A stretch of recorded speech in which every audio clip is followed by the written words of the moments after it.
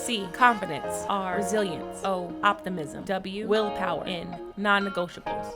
Peace, family. My name is Ernestine Johnson Morrison, and this is another edition of Beneath the C.R.O.W.N. For those of you who don't know and you're just joining the ship, C.R.O.W.N is confidence, resilience, optimism, willpower, and non-negotiable. I created this show because we have so many amazing stories out there. People who have endured all type of trials and tribulations and really just have really triumphant stories. And a lot of times we don't get to get really deep and vulnerable with these people who have such amazing stories and such amazing journeys and have accomplished so much in their life. So I wanted to create this platform to have women and men on the show to get beneath the C.R.O.W.N, get beneath the confidence, the resilience, the optimism, the willpower, and how they set their non-negotiables. So today I have the absolute pleasure, and I don't know why I'm getting so emotional today, but I have the absolute pleasure of having Queen Keisha sit next to me and grace my show today. Queen Keisha, how are you? I am awesome. I just want to say thank you so much. I am so honored that you will allow me to go beneath my crown on today. Oh, thank you. I actually, the pleasure is all mine. Like for you to, I know we've had some scheduling issues, and for you to be here and come, think highly enough of me to share your story with me is super, super amazing to me, and I don't take it lightly. So I really just kind of want to get right into it because I feel like you're about to bring a lot of power today, and I don't want to miss out on anything. We only have a short amount of time, so I want to hear all about you. I want to hear about how you built your crown and what you had to endure, the trials, the tribulations, the storms, the hills, the valleys, and how you built your crown. And for those of you who cannot see, I'm sure many people, when they look at this queen, they see that she has no legs. And that's called bilateral amputee.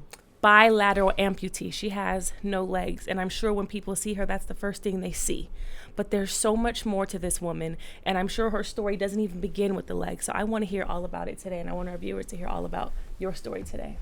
Well, I would just like to start off with who I am today and, what they see in the crown. And what they see is a mom, a woman of resilience, an author, a motivational speaker, know. But the things that were non-negotiable for me was the fact that, I come from the number 8 poverty city, Syracuse, New York. Oh, wow. And, being raised in that community and just everything being so lack and poverty-stricken, I remember seeing my mom struggle. And I didn't see her doing nothing and struggling. I literally seen her working every day, and we just didn't have enough. And I was like, this cannot be my story. How many siblings were in the house? I have 3 older brothers, and then I had a little sister. But I say I've been an adult since I was 9 years old. I ran my mom's house, and I remember, and then some people might think this is funny, I remember cleaning those cases of chicken for my mom, and we would because that's the way our parents, bought for us during those times. And I just said, I didn't want that for me. And as I grew up and just watching her and watching my brothers and them going in and out of prison, and my dad went to prison when I was 9. And when my dad came home, I was already pregnant with my son. Wow. How old were you then? 16. 16 and pregnant. 16 and pregnant with my son, pregnant with him the very first time I ever had sex. And wow. I just remember being so afraid and really, really scared, and seeing my dad in and out of prison and my brothers in and out of prison, and being a kid. It's like, what am I gonna, with a kid, what am I gonna show? And then so when you had your son, you still living with your mother, still under your mother's roof? Still under my mom's roof. Wow. Until he was 3 months. Wow. When he was 3 only months. 3 months, and then where'd you guys go? My mom got me this efficiency apartment.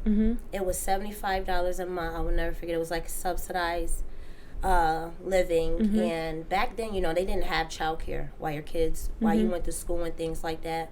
So I was living in this apartment. It was an efficiency. All of my neighbors were drug addicts. Wow. Can you tell us, our viewers, what an efficiency apartment means? An efficiency apartment is like an apartment where the kitchen and the living room and the bedroom are pretty much all connected. Oh, okay. And with it all being connected, it's really just like a like studio. bedroom. Yeah, like a studio. We call it now apartment or what have you, but it was nothing. Yeah, it was like a studio. It was affordable living studios. Yeah. So that was really scary for me, and I just remember going to school. I still was fighting for my education. So I remember going to school, and at the time my brother was in a relationship with a woman, and she would watch my son. And then this one day I remember catching the bus in the snow and getting to her house, and she opened up the door and she said, Your brother didn't tell you? And I just looked at her like, tell me what? And she goes to tell me that she can't keep him anymore. She couldn't watch the baby for me. So I never went in the apartment. I just went back home, and I just said, I still wasn't going to give up. Mm-hmm. And I began to just live a completely fast life. So, people see me today, and I'm a true worshiper. I'm a vessel. I know I have a calling for a whole different type of community, and I just believe in finding your lane and burning rubber. But in that season, I had no vision, no dreams. I didn't have any clue of who Keisha was. I want to stop you there because you said something that is very much in line with what the crown means. And you said through all of this, your father being in and out of prison, you having a child at 16, having a child as a child, and still living under your mother's roof, you still said, I knew I wanted more for my life. And that takes a certain level of confidence, the C of the crown. That takes a certain level of confidence to be living in poverty, living in an efficiency apartment, having a 3-month-old child at 16 years old, not really knowing how to figure it out, but still knowing and still fighting, still showing up every day. That takes a certain level of confidence, and it also takes a certain level of resilience. And what do you think gave you that confidence and that resilience to keep fighting through your situation? I knew I didn't want to live in poverty. I just knew that something about me was different. Like, I didn't find so many things that other people found comfortable. Mm-hmm. And I just kept looking at the situation. And not to say, because I didn't have the mind frame or the maturity where I am today, I found myself in what I refer to as prostitutional relationships. Can you define what that means for us? And to me, prostitutional relationships mean when you're in a relationship for a gain of something, whether it be money, cars, rent, anything. It's a prostitutional relationship to me when I look at it today. And sometimes it could just be just for security or companionship, or just to feel like you have somebody there. Yeah. Mm-hmm. When you're not in it genuinely, you're in it with a reason behind it. It's something that you're needing out of it, that you're looking to get. And for me, I felt almost like I was pushed into that. The only thing around me was poverty, drugs, and here it is, I'm 16, I have a 3-month-old son. Where was your mother? She was working, and her and my sister stayed in a place together. And she just felt like, I think she did, I know that she did what she felt was okay. So you don't feel like you have any mommy issues because of... No, me and her are really in a good place. Like, my mom has a very genuine spirit. She's a very genuine person. And I know that she did what she knew or what she felt was okay. A lot of the times when I hear these stories and, the poverty stories or from rags to riches stories, there was some mentor or some book or some class or something that you saw, some outside influence that you saw that really motivated you and almost acted as a mentor. Did you have that? No.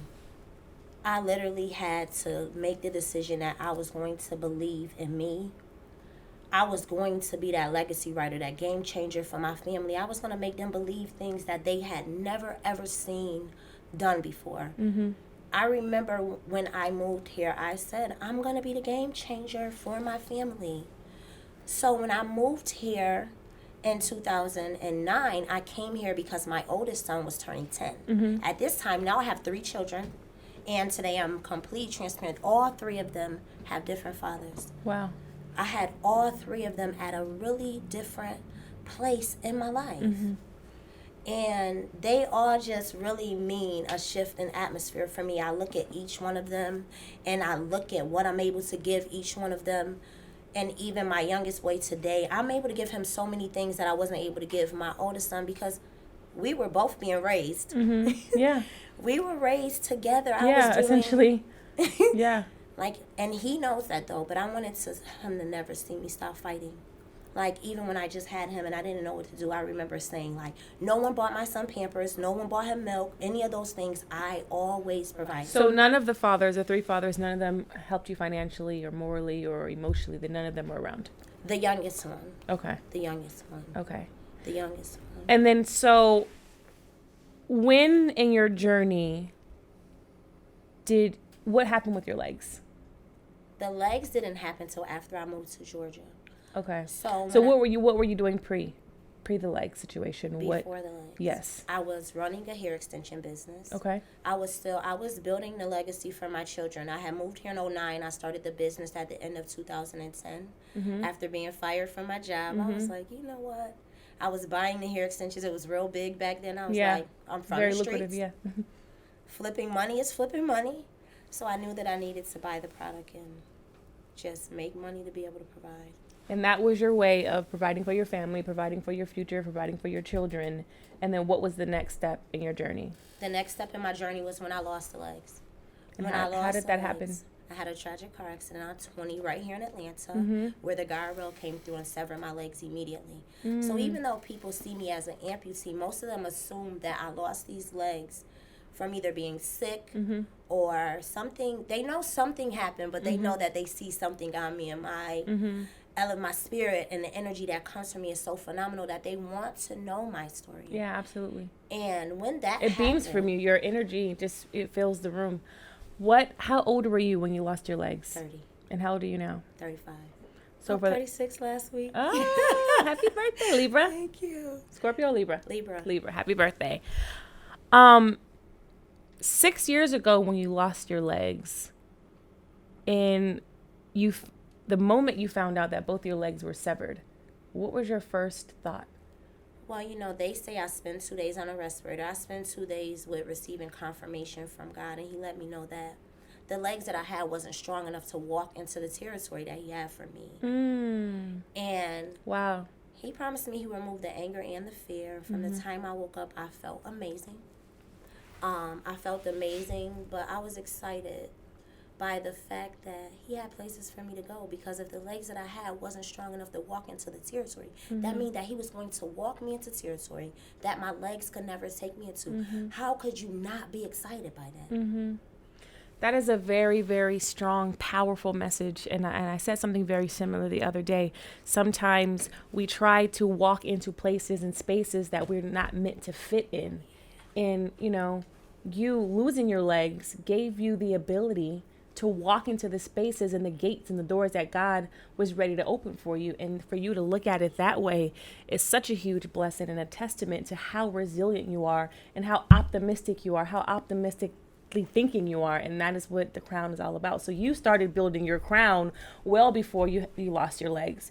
You were already building the confidence. You were already building the resilience. But to lose your legs and give the glory to God, that is beyond undying optimistic thinking. What you just said, it was so powerful to me, because I've walked in prosthetics before. I was walking in a territory that was not for me, nor did I fit into. You didn't fit in there. It was like, he's like, if I wanted you to walk, I would have kept you walking. Girl, I just made you free of red bottom bills. What are you talking about? That is the definition of optimistic. And I think if more women understood that there are things that happen to you on the journey that are blessings in disguise, the divorce, the lost child, your mother dying, your father dying, the lost brother, the illness, the sicknesses, all of those things happen on your journey because it's setting you up for doors that God wants to walk you through. And I think I commend you so much for thinking that way, because if more of us thought that way, we would walk into our blessings a lot quicker with less grief. You could easily be mad at God. You could be easily mad at the world. You can easily feel like I'm less than, you know what I mean? And you took this situation and said, you know what, God, I'm giving you the glory in spite of. I'm honoring you in spite of. And that, oh my God, that is to me is so powerful, and it really a true testament to your character and how God lives in you.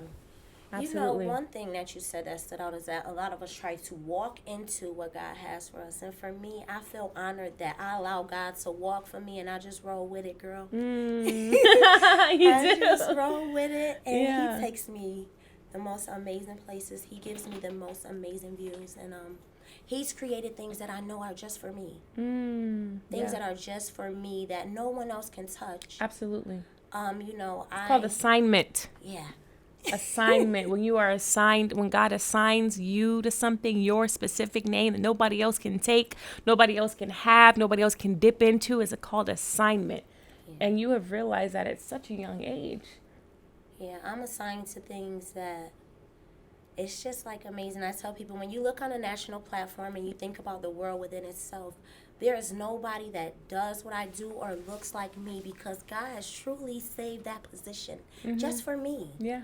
Legless divas, like, that's just for me. Yeah. Wheelchair divas are just for me. And you know, even when I think about it, if I decided to walk, because God let me know, I gave you a lane that's all yours. And you're going to pay to blend in with what society says you should look like. Yeah, absolutely. This is what I said you're going to look like.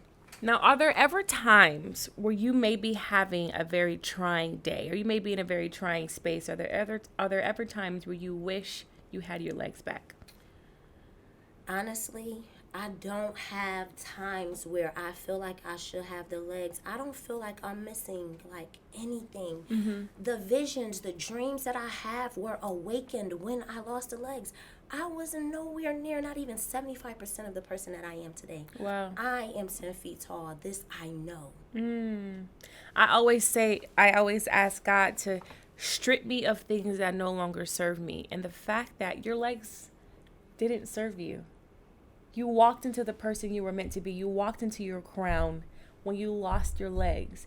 And for God to rid you of something that was a burden because it wasn't helping you walk into what he had ordained for you. Yeah. And for you to realize that I'm so inspired by you. I'm so inspired by you. And I hope the women who are watching and the men who are watching, I hope she is an example of how our faith in God and what he has for our lives. I hope she is the walking example, the rolling example for you, because this queen is, God, your story is so amazing. For you to have this mindset, for you to keep God first. There's nothing more important for me than keeping God first. Because God is the truth. He is the way. He is the Almighty. He is the leader of our steps. He orders our steps, and he has ordered yours. And for you to know that and give him the glory, I'm very, very grateful to be in your presence. Thank you. So tell me about what you're doing now. Now what I'm doing is I'm doing a support group. I have a nonprofit organization called Love and Legs, where we really provide accessibility items to people in need, wheelchairs, walker, cane. I run a support group for legless and wheelchair divas, where we'll be having our first retreat coming up in 2019. How many guests do you have in your group?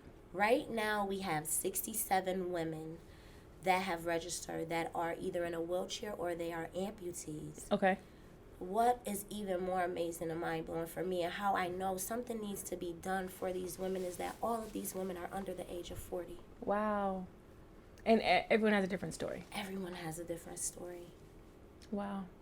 How is dating? How is your dating life? Hey, girl. Let's get to the goods. So, are you married? Are you dating? Are you single? I'm not married, but I am in a relationship. And what's amazing is that when I moved here, I was running from a relationship that I was in. It was really, he was in the streets and different things like that. But God has really fixed that and healed that relationship between me and my son's dad. And we date, and I tell people he roll with me because I used to run the streets with him. And if he looking for somebody that's going to be down for him, that's me. And if he want a woman that ain't going to never walk away from him, girl, that's me. So all those things he appreciates. She down for me. She rolling with me. And then how is it with dating with no legs? I mean, is it any different? No, girl, he just excited. He don't got to buy you no shoes. That is optimistic. That is the most optimistic thinking I have ever heard. Confidence, resilience, optimism, willpower, non-negotiables. Tell me about some of your non-negotiables. What kind of standards have you set, knowing you've walked into this new person, this new woman? God has stripped you of everything that was no longer serving you. You have walked into your crown. You have built your crown. What are some very clear non-negotiables that you have set in order to continue to hold your crown high? Well, some of the things that are non-negotiable for me is really living behind the light of other people. I found myself really watering down or dumbing myself down. That's a non-negotiable anymore. I'm not dumbing myself down to make anyone else comfortable.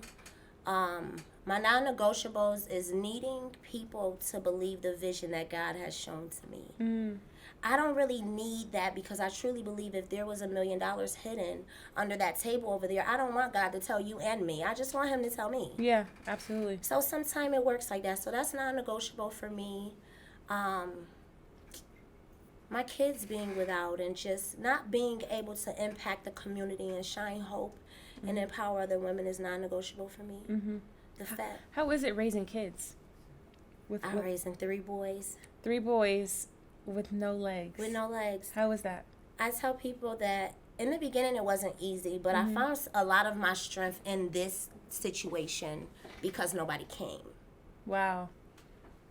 So because nobody came, I started doing things like jumping on the counter and figuring out ways to do things. And I know you don't like to look into things, but like I walk the treadmill.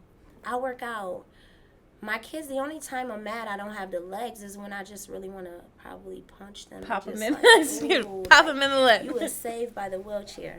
Like, that's probably, literally, that's like it. My boys, we enjoy each other. We have a good time. I still play with them. We play sports. But they're teenagers now. They really don't want to be bothering me. Right. I'm screaming their names all the time, asking them to come in my room. Wow. You know something so powerful you said? You said you had to figure it out. You had to learn because nobody came. And a lot of times on this journey, I know we've all heard Oprah say this before, and she says, nobody's here to save you. This life is 100% yours. There are no handouts.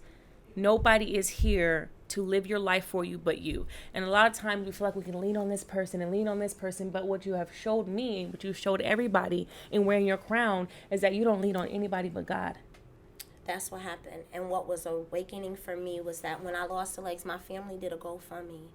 And I raised $400. I said, girl, nobody feels sorry for you. Wow. You better not feel sorry for yourself. Nobody's coming. What you going to do? Nobody's coming to save you.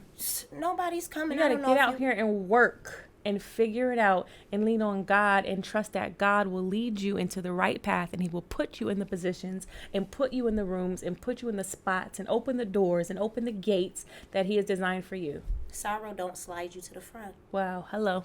You heard that? You heard that? Wow. Like, and that's what I realized. And I was like, okay, that's fine. I actually felt good about it because I know if people had come, I wouldn't be who I am today. I wouldn't be fighting the way that I fight, going the way that I go. But not only that, God, it will be the only one to get the glory out of my story because he deserves it. Yes, absolutely. He deserves it. Amen. I know it's nobody but him. Yes. Like when I say, I sat back and I said, God, no one came. No one came. When I say no one came, that doesn't just mean my friends. The police never asked me what happened. No one came to me and asked me what happened. Wow. And the Spirit said to me, you can't send the authorities to question my authority. Whew. Say that again. You can't say that again. Authorities to question my authority. Wow. And I became okay with that. I lost a lot of friends. And I remember asking him, what happened to my friends? He said, do you remember every time they hit the car with the jaws of life, I said, break every chain. If you lost them with the legs, then they were a part of the chains. Absolutely. Along the journey, my God, he will rid you. He will strip it all away. In this process of myself building my crown, you lose friends. Yeah. You lose people. You lose situations. There's seasons, and God uses these seasons to set you up, to catapult you, to propel you for what is designed and ordained for you. God, that's powerful. Like, so powerful. Okay, so I want to get fun for a little bit. Getting real deep here. How's your sex life? So, my kid's dad, he just came home. So, sex is normal, girl, but I got more tricks than you. I'm going to have to take a class after this. Have to hit the 360 on them. Oh, wow. I'm have to learn what that even means. People ask me things like, do you still? I'm like, yes, you're like, girl. Absolutely, and I probably do it better than you. Let's move out the way, all those great things. So, yeah. Wow. Still popping. Now, have you met new friends along the journey who are more aligned with what God has for you? I have absolutely come across some divine connections. Nice. I believe 100%. I always say I wouldn't be where I'm at without my 5. And I have 5 women who I've met in Atlanta. Shout out to Tequila, Tia, Terry, Chaz, and Shayla. Those are my 5. And I believe that every great woman has a tribe behind her and around her and a village. And I have built an amazing village of women who have helped me this last 7 years fulfill my gifts and open doors for me and align me with God's purpose for my life. So I believe in the power of sisterhood. I believe in the power of mentorship. And I believe in the power of the tribe.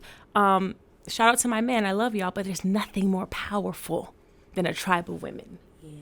If you don't have a tribe of women around you, I suggest you go find a tribe. I always say, I had a coaching call the other day, and I told the queen, I said, ask God. She said, I don't have any friends. I can't find anybody like-minded. I said, do you know what you're going to do when God puts the right people in your life, the right women around you? You're going to break down doors. You're going to break down gates. And I said, ask God to surround you with the women in your life who are meant to be on your journey, who are meant to help you fulfill everything that God has for you, because it doesn't happen by yourself. Yeah. It always happens with a team and like you said, divine connection. God will put the right people on your path and to help you fulfill what he has for you. And I'm so grateful that you have found that tribe of women. I know I have found that tribe of women, which I'm so grateful for, and we're still building. Yeah, because you know what, too, sometimes, like you said, it's nothing, your man is good, but it's something different when there's another queen that adjusts your crown. Oh, yeah, absolutely. And it's like, girl, no, just really calls you out for that superhero in you. Yeah, absolutely. Holds you accountable. You want those people that hold you accountable. You don't want those relationships where people just allow you to be and do anything that you want, because that's really not a great place to be. And there was a time where I was the strongest person in my circle, and I had to really realize that it was non-negotiable that I needed to shift my circle. Non-negotiable. Shift that circle. When I tell you, the non-negotiable is probably my favorite part of the crown, because you can be confident, you can be resilient, you can be optimistic, you can have this undying willpower, but if you don't set those non-negotiables and you don't set those boundaries, then all of it crumbles. Yeah. The end is the most important in building your crown, and I'm so happy that you have clearly said, nope, these are my non-negotiables, because that's how the crown stays on. Because the crown is heavy. Yeah. The crown is heavy. It could fall off, but if you set those non-negotiables, that crown's going to stay right where God meant it to be, right on top of your head. They will be the pin, Absolutely. Thing that holds it into place. Absolutely. Having those non-negotiables lets you not waver. The crown won't waver if you allow those non-negotiables to literally be the thing that sets that crown into place. Absolutely. Because non-negotiables, you don't move. So if it's your non-negotiables that's holding your crown into place, your crown doesn't move. Absolutely. I 100% enjoyed this so much. You 100% exemplify powerfully, unapologetically, boundlessly what it means to wear the crown. And I'm so happy that we got to, and my followers and my viewers got to get beneath the crown with you today. So I want to crown you. I'm going to put this little crown on my queen here. She wears her confidence, her resilience. She thinks optimistically. She has an undying willpower, and she has set clear non-negotiable. So she is a true queen. And kings, don't feel left out, because y'all could build the crown too. Yes. But right now it's all about my queens, and I'm so grateful for you. Please tell my followers where they can find you, how they can be involved with your organization, and anything else you have coming up. Well, I am Keisha Green on all social media platforms. To connect with the Legless Divas or the Wheelchair Divas, you can literally type in Wheelchair Divas, Legless Divas. I run something called bossingwithability.com. And I want you to always believe in living in triumph. You deserve it. Yes. That's what ability stands for, and I'm excited. I'm excited for you. Thank you. Thank you. Thank you guys for tuning in today, my live stream, my crown audience. Thank you so much. We were live with Queen Keisha today, and we'll be back.